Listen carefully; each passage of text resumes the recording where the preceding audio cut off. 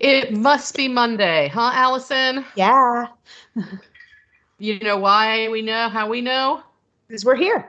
We're here. We're And we're here. here thanks to Joy Greenberg, our sponsor, who is a wellness advocate for doTERRA oils and other products by doTERRA, some of which are formulated to help us during germy seasons, like the one during which we're recording this episode.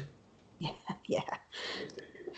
doTERRA's On Guard products can help to protect us from germs and our children as well. And there's lots of information from them about how to safely use the essential oils. Frankly, I wish they had essential oils as such a part of what people do when I was raising my kids. Oh, yeah, that wasn't big when we were kids. No, And not when we were kids yeah, and not even when I was not even raising when, my yeah, kids. yeah, Yeah, it wasn't a thing. So parents today are really lucky that they can reach out for things that are plant-based and natural and use them. If you want to sign up for a wholesale account, which really has no obligation, and get some free product from Joy as a thank you to our listeners, go to our website, howpreschoolteachersdoit.com, click on sponsor offers, and it tells you exactly how to do that right there. Today, Alice and I are going to talk about praising the process on the episode. I don't know that we've always done a good job of significant recognition of what children do. So that's our topic. Stay tuned. Welcome to How Preschool Teachers Do It. This is Allison Kentos. I am an early childhood educator. And this is Cindy Tarabush. I am an early childhood consultant. This podcast is for parents and early childhood professionals. Let our experience and research-based knowledge become your guide. You know, one of the least effective ways of acknowledging the good that children do is the phrase "good job." Yes. And yet, so many times we use this all the time. Good job. It's like this generic, it's like we're so specific about when a child does something wrong, yes. but then when they do something good, you're like, oh, good job. Instead, but Yeah, when but I they find do, myself doing it as much as I know I that it know. isn't. I find I myself know. doing it. I do it with children and adults alike. I'll turn around and say, good job. I actually have been teaching an undergraduate course online. So it's a lot of writing, right? We're participating in discussion posts online, writing about the work that students hand in. And I'll find myself typing the phrase good job and then realizing, no, I can't. That's not what I should be saying. I need to be specific about what was good about it. Yeah, but I feel like it's very hard. And I feel like when people, if they did get that as their grade or whatever, and they saw a good job, they'd be like, oh, that's great. Like, I wouldn't think anything. I wouldn't be like, oh, I wish she went into detail about why it was such a good job. I'd be like, oh, awesome. I got great praise. I wouldn't even, I don't know why it's like that though. I don't know, You but know? here's the thing. If we're specific and we praise the process, a Right. couple of really good things happen. One is that people understand what was good about what they did so that they could repeat it. Right. And the other thing is that they don't internalize, I don't know how to phrase it other than to say a need for that praise all the time, because it's about them and their insecurities then. We need to more often praise what children do. Can you think of an example, Allison? Um, like I would say pray, like if they're really working hard on, say, I don't know, a math problem, right? And you sit there and you say, wow, you really worked hard at, I don't even know. I can't even think of an example. So I maybe the can't kids think. in preschool. All right, maybe okay. Maybe Yeah. maybe maybe the kids in preschool are patterning. They have Okay. Legos on the Yes. table Yeah. and they're patterning and the child does a really great A-B pattern. Yeah. What might you say?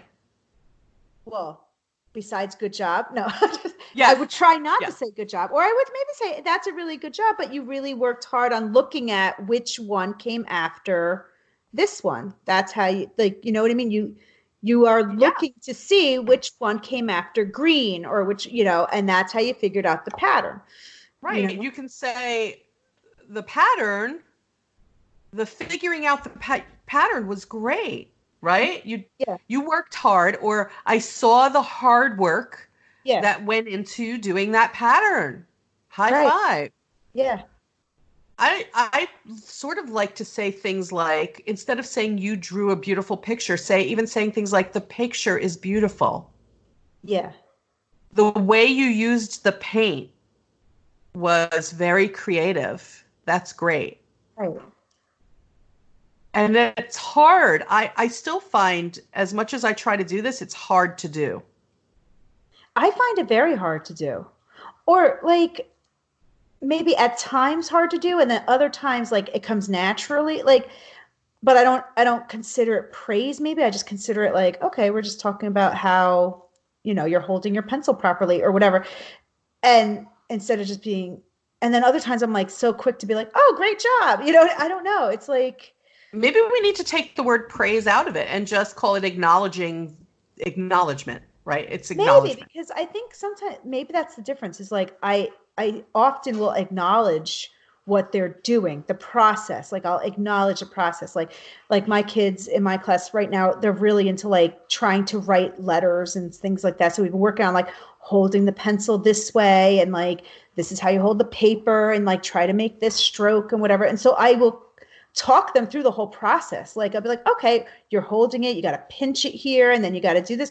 And I don't know. I feel like maybe that's not praise, but in a way, but it actually is praise because I'm like, oh, that's you're acknowledging their effort and their process of doing it, But I just always think of like the good job is like the praise, Yeah. Like I don't know. I was in a school the other day and the children lined up really easily and well after having cleaned up. And the teacher said something like, that cleanup was so fast and everything was put back exactly where it belonged. And now look at how everyone is standing in line so well. And they applauded for themselves and each other. That's nice. It was really nice. It was nice to see that. Yeah, And it was even nice. nice to see how they were acknowledged for then lining up. Right. Which I really had to take a page out of that person's book because the children in my class don't always line up so quickly, or become so like maybe if I started like acknowledging every step of the process of lining up, like they did, like the cleanup and the lineup and how quickly they're doing it, maybe then they would want to applaud themselves too instead of just Maybe. not lining And up. I think we also have to set them up to not fail. We have to Right. set them up to succeed more than they're going to struggle. So because you brought up the line thing, I want to give you a little hint. It's something you may want to try something like, Allison. Okay. Yeah.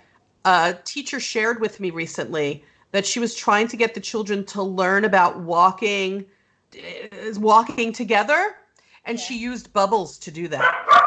Okay. She had them like she would blow bubbles and they had to follow the line of bubbles down the hall. That's amazing. Now, that's a great strategy, I think. I like that idea. I like that. I wish you were closer to your mic. We say this on every episode. What's going on with you and your mic? Rusty being loud. I don't know, but I don't know. I feel like my mic fades in and out. I don't know why. I'm sorry, guys. I don't know. But Allison is basically saying that she liked that idea. So the teacher said that she used bubbles in the beginning where they would follow the bubbles down the hall, and then she had them follow a streamer down the hall so that they understood the looking forward, I guess, and moving in that direction together. What I use now is like, because, I'm in a school where sometimes there's a lot of people in the hallway all at once. So I want them to all be like on one side of the hall instead of just kind of meandering around. So I'm like, okay, put your finger on this wall, and keep your finger on the wall the whole time so that they're at least on the side, but then they don't always keep going forward. They'll get like distracted by like stuff that's on the wall or like, yeah, I'm sure. could be anything, or so and so wants to walk faster or slower or whatever, and then they're still against the wall, but they're not like proceeding as like one group. It turns into like two groups or something, and it's just getting like a little I'm not a giant fan of finger on the wall. I know. There's another teacher who teaches first grade. She refuses to let her kids touch the wall because she just thinks it's so germy. It And is. it is. And I 100% agree with it. But then I'm like, I really don't know how else to keep them on the side over here, you know?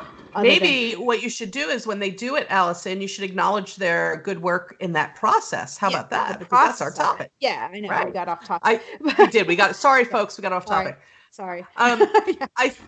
There are many ways where we can praise the process or acknowledge the process of what they've done in little detail so that they know exactly what to try to do again. Yeah. And what we didn't talk about yet was that whole internalizing of needing people to say how good you are in order to feel good about yourself. And that's a slippery slope, don't you think? I think so, because you want them to... I want them to feel good about what they do versus needing my praise. I want them to feel good that, like, hard work and effort, even if you get the answer wrong, that's where the praise should be. Like, you put in a really good effort. You really worked hard, you know, because then they'll start realizing, like, oh, hard work is a good thing. Like, working towards a goal is a good thing. And even if I get it wrong, that's okay, because I really tried and I really worked hard. Right. I think we need to think about the things that we say more than we do, because they need to be meaningful and they need to have children take in certain lessons about the world and themselves. I think one of the important lessons they can take in if we do this well is that even you can get a piece of something really well and still have to work on another piece of it. Let's say a child is writing and you say something about you're holding the pencil really nicely between your 3 fingers, but then they're still not writing the letters properly. Right. But at least we've acknowledged that they're able to hold the pencil correctly. Right. That's what, and I feel like I've been doing that part, like, or even like if they could hold the paper with your helping hand and do this, like, I'm like, oh, you're really holding the paper nicely. Like, you're really holding it and it's helping you, you know? But then they still might not be able to get the letters right. So they at least know, like, hey, wait, I'm doing this one part right. And if I could do this one part right, then maybe I could do the rest right. You know, like, I'm really doing this great, you know, and I'm going to get it one day, you know? So, because they can do that one part right. Because they could do that one part right. Yeah. It isn't all wrong. Sometimes we generalize too, and it's just we act as if it's all wrong. It isn't all wrong all the time. Yeah. And I think that kind of shows them also, like, a lot of things are like a process that builds.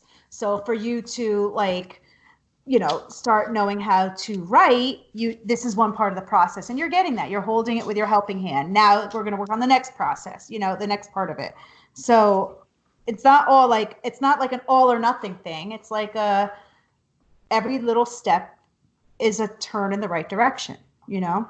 I feel like we do that with infants more than we do with children once they're past the mobile infant stage. I feel like we praise or acknowledge the process of learning to walk a step at a time, or learning to talk a step at a time, or feeding yourself a step at a time. And then they get to a certain age where now we just want the product.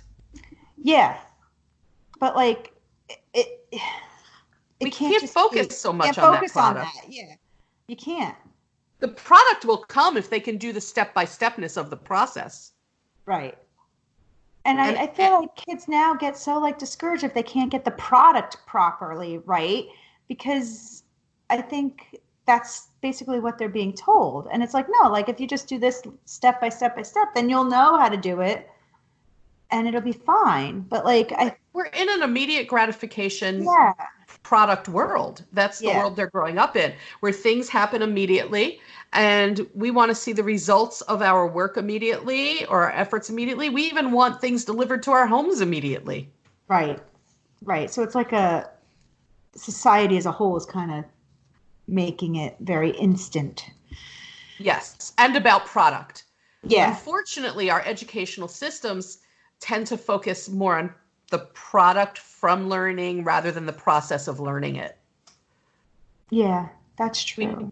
We need to reverse that. We need to think about how learning everything is a process, and that step by step, just like when they were learning to walk or talk or eat independently, We need to be acknowledging what they can do in the process of learning that skill. This got more profound than I even thought we were going to get. It really did. I know. I feel kind of like deep right now. I know. I'm thinking about the interactions I have with kids, and am I doing that? Here's the challenge for everybody. Are you acknowledging the steps in the process of learning a skill, or are you just looking for the skill? And I want to invite our listeners to send us information about something their students did and how they acknowledged the process of it. Go to our website. I would love to hear these stories. Go to our website, right? howpreschoolteachersdoit.com. And if you send us one of those, we might talk about it on a future episode of the podcast. Yeah. We want to be able to share things from our listeners for our listeners. We also want to stay in the top ratings of preschool podcasts. FeedSpot was one of the entities. Yeah, entity. Yeah, one of the right thing. Yeah. I guess one of the entities who voted us in the top 5 preschool podcasts. We were also listed on another list. The name escapes me right now. Do you remember, Allison? No. I have to look for it. We'll have to look for it. Let's just say that we're being acknowledged for this podcast, and we very much appreciate it. Our preschool peeps are the best. You're all the best for continuing to listen and recommending it and giving us those ratings and reviews that help people to notice us. We just really want to be noticed to get good information about kids out there. Yeah.